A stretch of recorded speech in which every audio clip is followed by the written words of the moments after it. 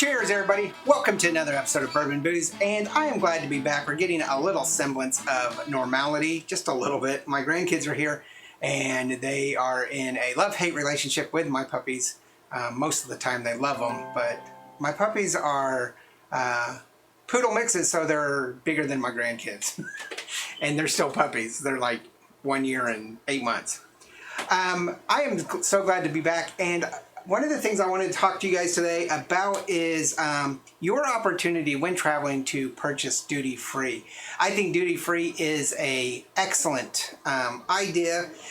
Don't save a lot of money, but you can get stuff that is more a better value there, closer to MSRP there at duty-free shops than you can on the stores, especially here in Texas and some places.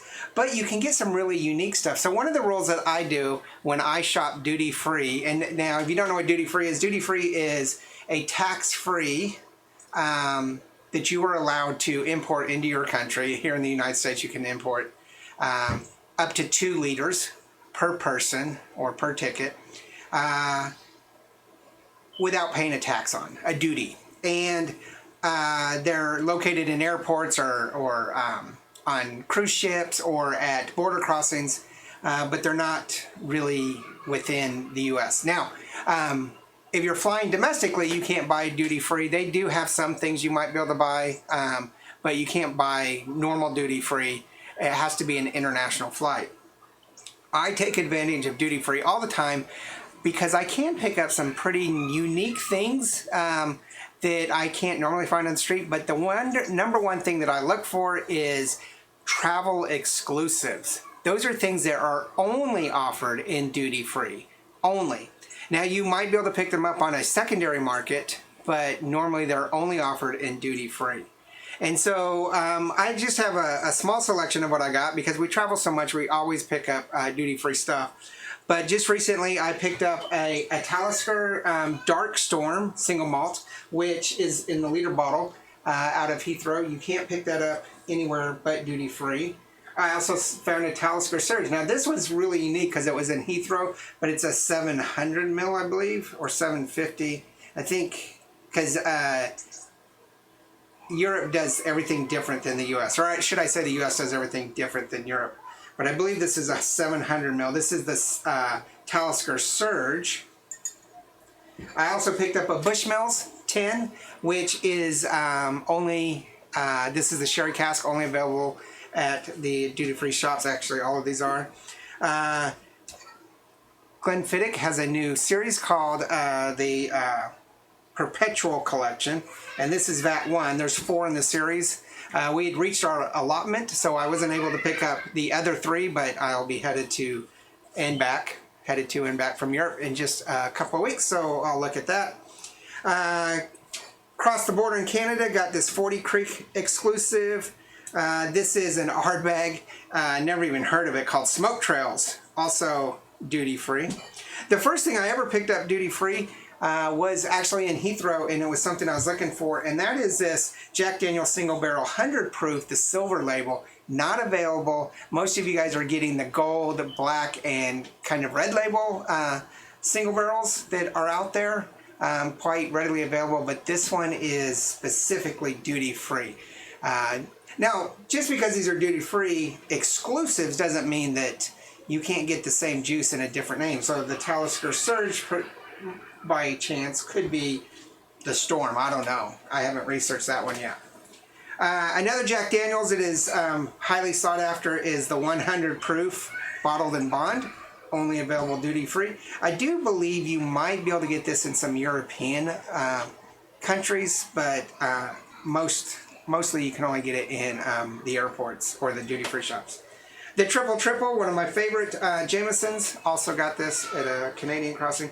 And this looks normal to you guys, but this is the Wild Turkey Rare Breed Non-Chill Filtered Barrel Proof that is only available in duty-free. And I have lots of other things. So my suggestion is if you're traveling international, and you get an opportunity to do duty free, look at the shelves. You'll find things that usually have a blue sticker or a thing that says travel exclusive. Those are the ones that you want to pick up. You can usually get some really good deals on them, a two for one or whatever. But remember your allotment, you're only allowed a certain amount in traveling. So you got to be very careful. And another really important thing about shopping duty free, if you're outside of the country, coming into the country, and you have a connecting flight.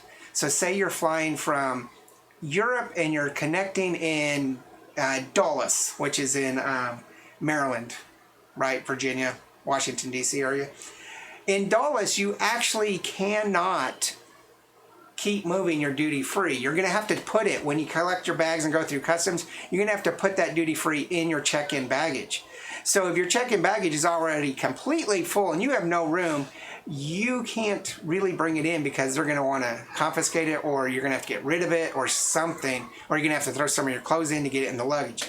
So the best time to get duty-free alcohol is when you are traveling nonstop from a foreign location into the U.S. Otherwise, know your stores, or make sure you have some room in that luggage to pack these at your transfer destination. So that's really important. There's a lot of airports that will allow you to carry it through. So the TSA doesn't really have a rule on whether you can, because it's all sealed in a bag, whether you can bring it through. Some cities will let you. We went through Chicago O'Hare, I believe, and they let us bring it through because it was sealed and it had the stamps and everything on it, so it hadn't been open.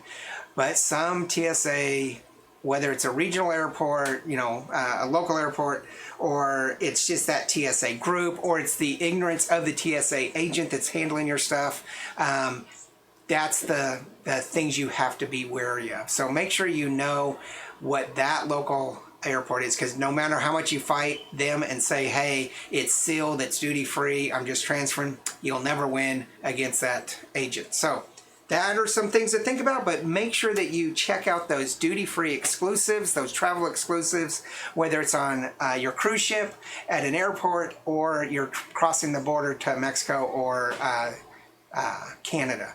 So those are the things you want to look for. If you have any questions, just let me know. You can leave those comments down below. Tell me what your most exciting duty-free exclusive was that you got picked up, and what your most exciting duty-free non-exclusive that you found. I know that Buffalo Trace is quite available at airports and stuff, and some people get really upset because they can't buy it because they're flying domestic. I will tell you before we go, my favorite and most exciting pickups for duty-free was the Game of Thrones series.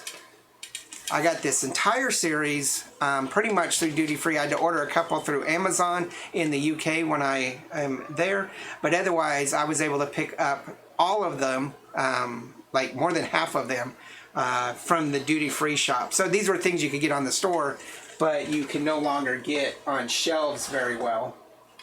So here's another one. I got them all.